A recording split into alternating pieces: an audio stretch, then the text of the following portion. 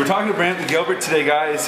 He's all the way up here in Toronto, about to do 2 sold-out nights here in Toronto. That's right. How sweet is that for a Southern awesome, boy? Man. We're ready to go. We're jacked up. Right on.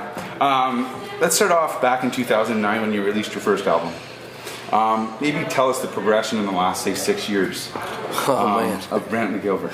Well, it's kind of... That's hard to do. There's been so much happening the past 6 years, man. It's been we've been really blessed, though. You know, we kind of came from the grassroots, playing, you know, real small bars, and then graduated to clubs and then bigger clubs and then arenas in the States. And we've done some festivals and things in Canada and had a blast doing those. It's always been a good time here. It seems like everybody's glad we're here except Border Patrol. But I hear it's the same thing for y'all. It is. Which is horseshit. Oh, I'm not allowed to say it's all right. My bad. So, but no, man, we figured we wanted to come in, and it's been a lot of fun for us the past few days going back and playing some rooms like this. This reminds us of the good old days. Well, that's kind of what I was alluding to. You know, You've come back across Canada, and let's say venues that aren't what you're playing at home. Right. You know, it's not a little bit smaller, but the crowds have been filled every single night. Oh yeah. How does it feel to get back into that size of crowd and really actually connect with the audience? Awesome. Yeah. I love it. Like I said, man, it's like it's a blast from the past. It's looking back at the good old days, and man, it's just more intimate. You know, it's right there. The energy of the crowd a lot of times at bigger shows is you know, you got the pit. Yeah. And it seems like, you know, it's hard to tell what the energy is past that point, but here you see almost everybody in the building. Sure. And it's almost, you know, you really gotta work to make sure you got the crowd in tune. You're right there on top of them, and it's a lot of fun, man. So you played some pretty big shows this summer in stadiums. You know, it is more intimate when you come back into this. You haven't done a lot of right across Canada. This is kind of your first. This is me headlining across Canada. You've picked, in my opinion, an excellent artist to come along with you with Corey Marquardt. You know, fits the genre, fits right in. Sure. It's a good show. You know, coming to Toronto, last time you were here, if I'm not mistaken, was 2 years ago with Tim McGraw. That's right. You know, right. I was at that show, and you know, Toronto's been dying for country music to actually get into the market. For sure. And was it a decision you made that you wanted to do it in small clubs rather than trying to pair up with somebody else, a bigger name, and go to a bigger venue? Well, we had the option to do arenas, and I spoke with my booking agent and my manager, and we really just wanted to do it like we did it in the States. You know, you know, sure you can go in with promoters and blow out some arenas, and that'd be awesome. But we wanted to come in, you know, a more intimate environment and kind of grassroots it here, just like we did back in the States. You know, if it ain't broke, don't fix it. So. I agree. Let's get into songwriting now, because you're a really good songwriter as well, just as a performer. You've written for Aldine, you've written for Colt Ford. Mm-hmm. Is there anything that you've ever written that you kind of gave up, you wished you would have kept for yourself? Or, you know, that's a commonly asked question. To be honest with you, man, I wrote those songs, and both, you know, all 3 of the outside cuts that I have are on my records, and I still play them every night. You'll hear us do Dirt Road Anthem and My Kind of Party Tonight. You know, they'll always be my babies, so I don't mind sharing them a little bit.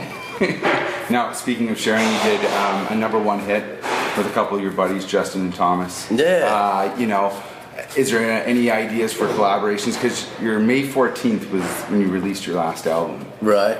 We gotta be due. Well, you would think so, but you know, I like to wait a little while in between records. And a lot of that has to do because I do write them.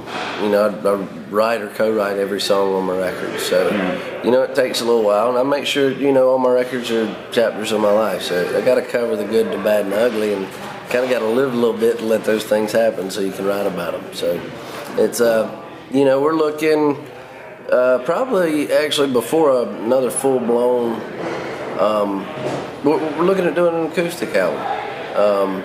Which would be kind of different, you know. And Ron and I need to talk about that, because I do a thing called Mason Jar Sessions that I think would be a perfect setting for Oh yeah, something like that. That's yeah, cool. It's really man. cool. Yeah, we've got a lot of songs on my records, and unless you listen to all my records in their entirety, you really don't know about that other side, because it's, you know, most of the singles we've released have been the more rock and, you know, more extreme type thing. But you know, there's a lot of songs that I've written too that are more acoustic than they are full blown deals, and more intimate. And you know, a lot of times I think the songwriting itself in those songs is really where I feel like my strongest point is, and it's a side of me that most people don't know I have. So we're gonna put a whole record together and let it out, so people know what's there. That's great. You grew up in Georgia. You worked at a camp for kids with special needs, if I'm not mistaken, in Gainesville. Have you ever written a song that kind of was part of your life, and maybe not released it, but had a special part of you? For sure. There was a song I wrote about a kid that I worked with there who had autism, and we couldn't figure out, like, he just wanted to play on the swing all day. And right when I started working there, they kind of moved him to me, and I was kind of like his go-to guy. And I could push him on the swing, and he'd always do things with the chains on the swing, like he was moving them. I thought he was trying to drive a race car, and you know, we really couldn't figure out what his thing was, and he'd make motor noises and all that. Well, come to find out, it was planes. He was looking at the old Cub planes that you fly with, like your feet hang your hands, pedals, and that's what he was doing on the swing. And the song kind of talked about that, and just kind of the small things, like wondering what he's thinking, you know, what his thought process is like, you know, what love feels like, what different things that we're really accustomed to and can define right off the bat, like what they're really thinking, you know, how that feels to them. So it's a pretty interesting. So I never released that one. There's some songs, man, honestly, and that's one of those. Sometimes I do write things that are just for me. Yeah. You know. Yeah. That's one of those. That's a good thing, though. That's a good thing.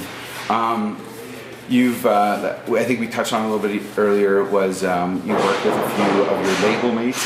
In the future, is that something you'd like to do again? For sure, man. I'm open to working with a lot of people, and more so, I feel like now than I have been in the past. I'm just kind of open to doing whatever. I'm at a point in my career now where, you know, I'm ready to have a little bit of fun, you know, and so I'm open to really about anything. It's nice after 6 years to be able to do that. Right? Yeah, no joke. Actually, probably more like 10 or 12. Yeah, It didn't happen in that first time. So, anyway, Brantley, thanks so much for doing this. Really appreciate it. You're awesome. Appreciate you having me, bro. Thank you. Yes, sir.